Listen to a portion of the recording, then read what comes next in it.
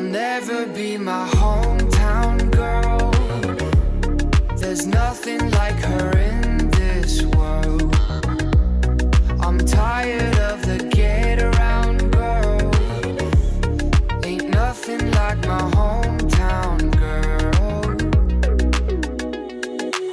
You told me you were cool with kicking it. In my crib, in my pool, we'd be dipping it. But some days you would look at me so different. Oh, why?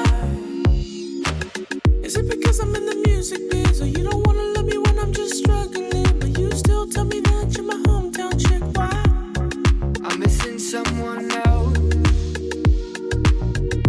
This'll never be the same. But I blame it on myself. 'Cause I can't make you change. You'll never be my hometown girl. There's nothing like her in this world. I'm tired of the get around girl. Ain't nothing like my hometown girl.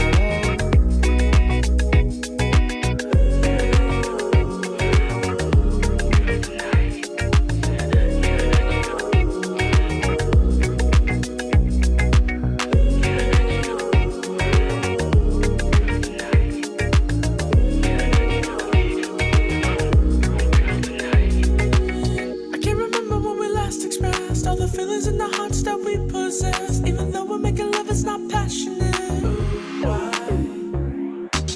You keep on running back into the past, trying to hold on to my love, but you can't make it last forever. So I must confess, I'm missing someone else. This'll never be the same. But I blame it on myself. 'Cause I can't make you change. You'll never be my